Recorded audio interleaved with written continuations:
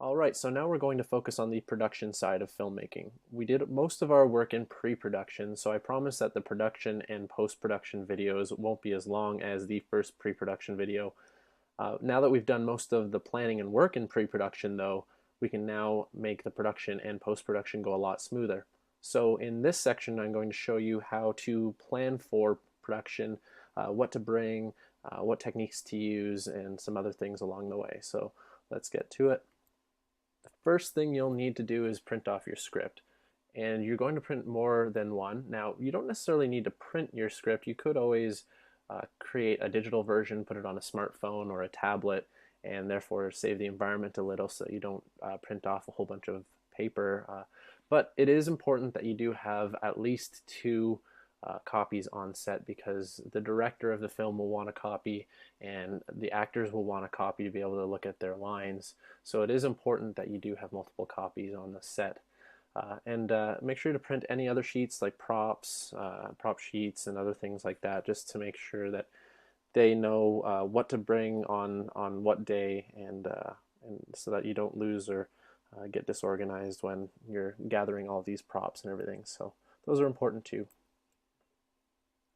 So some of the necessities when you're on location film, on location filming is to bring a couple of batteries at least, because if you're outside and you're not near any kind of a power source, you have to make sure that your batteries, first off, are full, but also that maybe you brought a one or two extra if possible.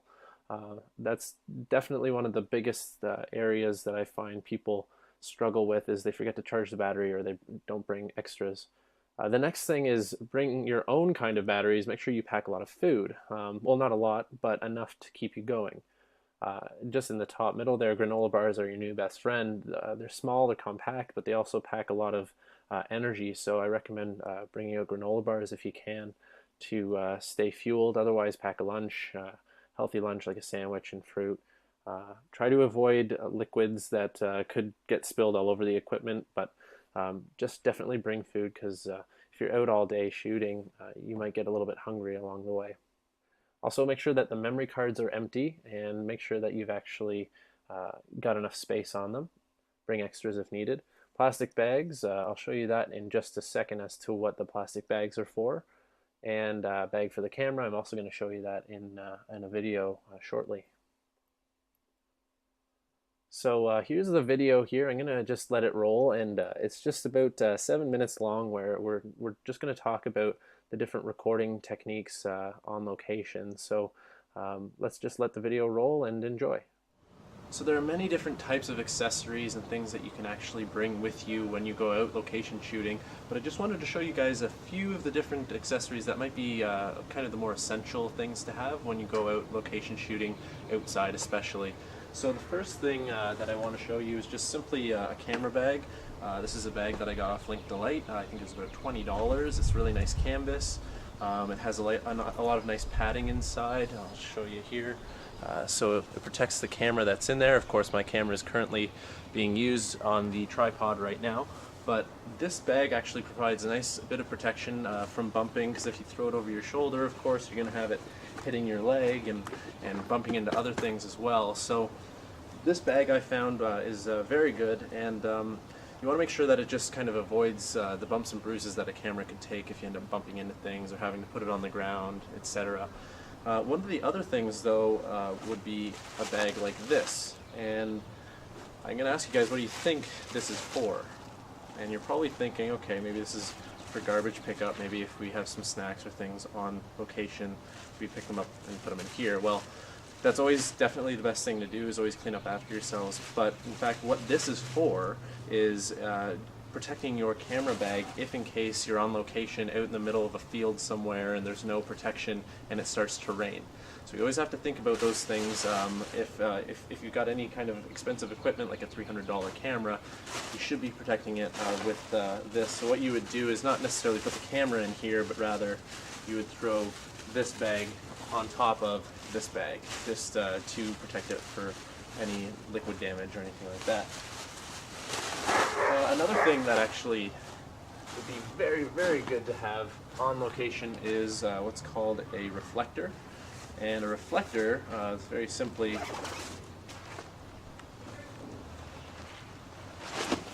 this guy right here, you might have seen these in some locations, and in fact I'm reflecting it right into the lens here. And what this does is it allows you to take the sunlight from a outdoor location, or even indoor sometimes, and bounce that light towards the subjects. So you can light them up a little bit better. You can see the difference between me not being lit versus me being lit. And it's actually quite a difference on the camera right now. But yeah, so this one was from Link Delight. It was only about $11. And it has this neat feature, you can unzip it, and there's different reflection colors. We have gold in here as well as white. If you need a more of a, I suppose, warmer feel on your subject, or a lighter feel. So it's got a good range of things there. This one's a collapsible reflector. Again, $11 from Link Delight. It's a great website that you can get a lot of kind of budget film stuff for, but also good quality. So that's definitely helpful. One other aspect about the sun is that you always want to make sure when you're out on location that you're using the sun as a natural lighting source. Right now the sun's right about there, it's almost above me, and it's providing a bit of a shadow down towards the ground rather than back behind me. And what that's doing is it's simply, oh, here you go, the sun comes out for a second, and it lights the front of the character. Now, if you're going to be using the sun as a lighting source outside, generally people do, unless it's at night, you'd want to make sure that the sun is never behind the lens, unless you're going for like a sunset look or an overexposed look in the background. You want to make sure that it is, in fact, in front of your characters, maybe behind the camera, so that the light actually hits the character on this side. One other thing, though, that's helpful is to actually have, if you can, have the character maybe having, if you have a shot from this angle looking at the character, light the one side with the sun, and then the other side could be a little bit of a shadow, giving that nice contrast with the video that you end up creating. So use the sun effectively, don't have it in the background, always have the camera looking away from the sun, lighting the subject. That's always a very important tip when you're outside. And one of the other things is, you saw a video clip at the beginning of this video showing you some of my corporeal memories, World War II footage. That I decided to actually shoot outside because of amateur lighting experience. I actually had no lighting experience at all for that film, so I decided to, in my university class, make a film completely based on an outdoor story so that I didn't have to worry about the indoor lighting that I didn't have access to. My university class had very little actual lighting equipment to use, so and I'd seen a lot of amateur productions that were shot inside. The lighting was generally terrible, and I decided that I'd rather go outside and take advantage of natural lighting. Then it looks a lot more professional that way. So just something to consider. The more natural light you can use it, because it'll end up just making your production look a heck of a lot better than trying to stick a lamp beside a character inside and turning it on and not getting the right lighting. So something to consider. The other thing to consider to make your videos look more professional is a tripod. Now, my tripod is currently being used by the camera that is recording this, and I would show you, but essentially I think most people know what a tripod is. It's just a three-legged little kind of camera tripod that you put the camera on the top, you screw it in and make sure that it's nice and stable, adds a nice professional look to your videos. One thing that you might want to consider, though, is if you're actually making a video that's more intense and has a little bit more action pace to it, sometimes handheld is much better for those, so that you get that sense of urgency or uncertainty in order to actually make that video. So yeah, that's a tripod. One thing that's kind of similar is a camera rig, and I'm just going to show you this one. This one I actually made thanks to the internet. I had to do a lip dub video that ended up requiring me to run with a camera, and if you've ever tried to run with a DSLR, one of those big cameras with the big lenses on it, you'll find that it's one of those things that you just can't keep the camera steady. And so I researched it, went online, and I learned how to make my own Steadicam. And what this is, just bring it a little closer here, is just a simple homemade Steadicam rig. It's got a 2.5 pound weight on the bottom. I bought at Walmart. That was about $3. All of these pipes and everything was from my local hardware store. Home Depot was the one that I used it from. I had to get little bits that had to connect to each other and little bits in between that screwed on. But essentially what this is it's a rig that keeps the camera steady. So you just simply you put the camera on the top here, and it basically screws into this screw at the top. You flip this around, this little cylinder thing, you flip it around and screw it on so that it keeps that in there. So not that it keeps it in there, but rather so it doesn't scratch the camera with just the screw there. So yeah, I'm going to show you a video of what this looks like, but essentially this is a Steadicam that I made. It made a heck of a lot of a difference when I actually created my my lip dub video. So I'm just going to have you guys take a look at it now. You'll see the comparison video as well as the actual lip dub footage that I use, and you'll kind of see the difference between a shaky cam versus a steady cam.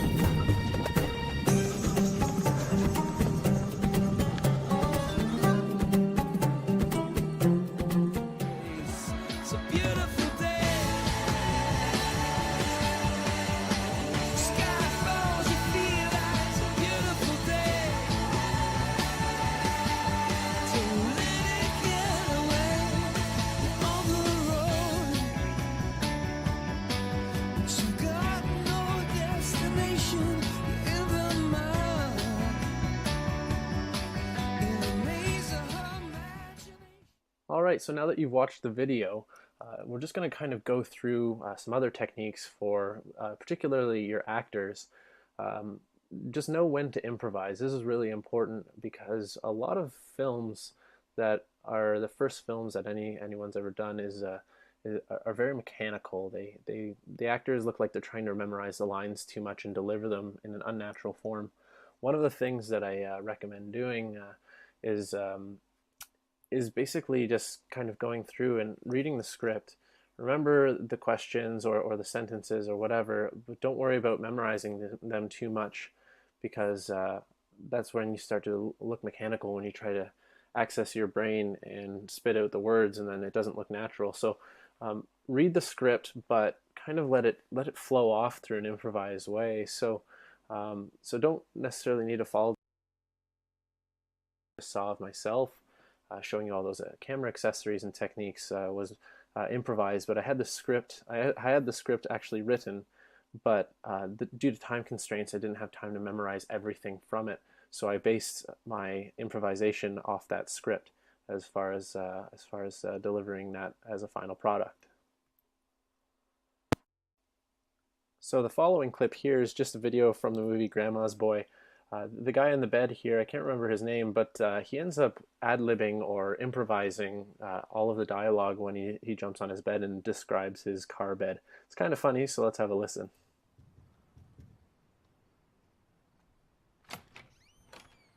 Come in, hurry up. You sure this is okay? Yeah, it's totally cool. Just keep your voice down. My roommates are sleeping. You mean your parents? Yeah, same thing. Nice jammies. Thanks, they're a present for my roommates. That's cool. Here we go.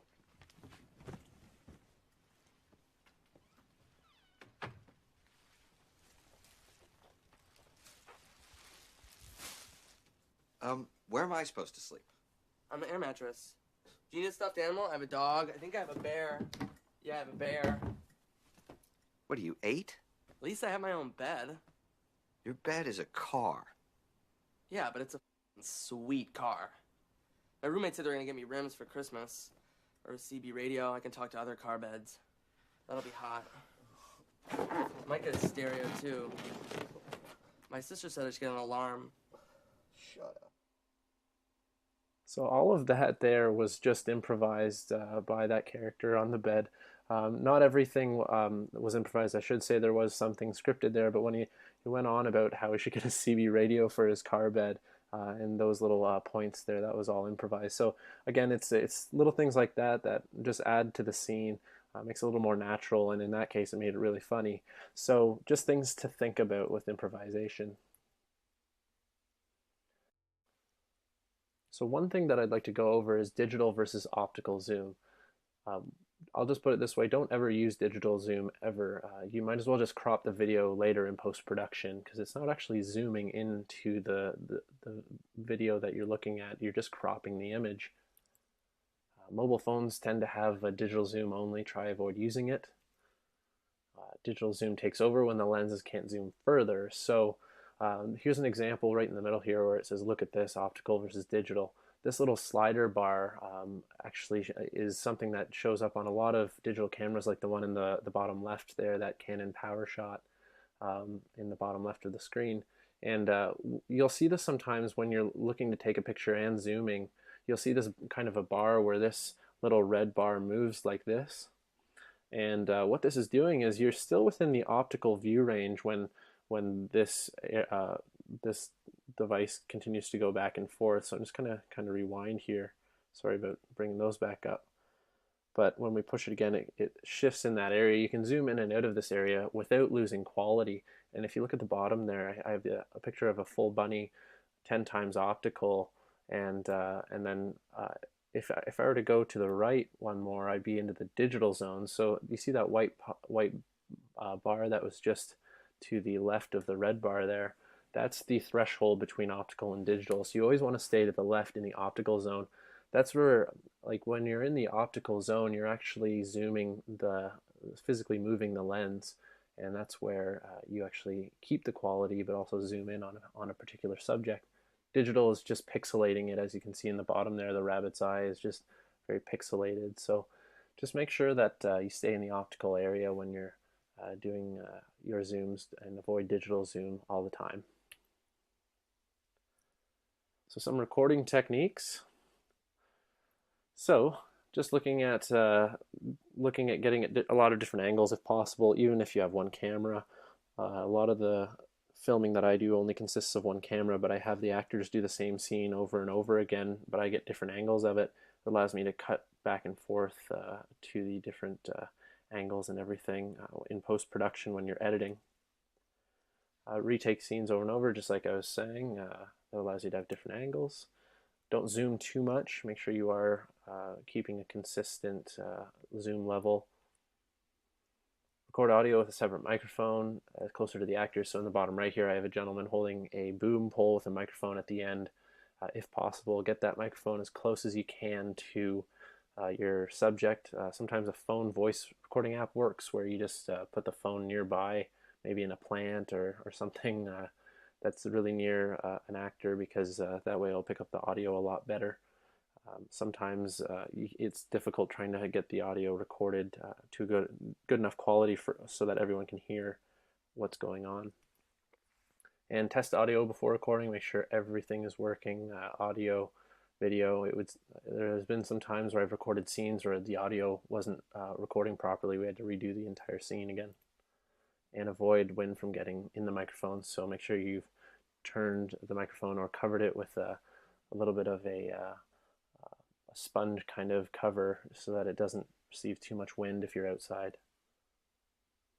And room outdoor tone. Record 1 minute just of the noises in the room or environment you are in. And you wonder, why would you do this? Well, you have to think like an audio editor. If you're in post-production and you start editing footage, sometimes you need to actually separate the audio. You need to break the audio away from the footage that you end up recording for whatever reason. And this leaves gaps in the audio. And if you've ever heard the difference between the audio playing and then audio stopping, you'll hear a drastic difference of absolute silence and a little bit of a hum from the room or the environment that you're recorded. So room tone or outdoor tone allows you to simply record a minute of just the noises in the room, so that when you're in video editing, you can actually patch those little gaps of audio with the little bits of or the room tone that you took from before. So this will be important that you do this. So literally just turn on the camera, let it roll in the environment that you're in for about a minute, and then that should be good enough to be able to use that as kind of like a bandage for all of those extra gaps of audio that get taken out in post-production. All right, so let's get out there, start filming, and the next video you'll see is on post-production where we actually import the footage and edit it.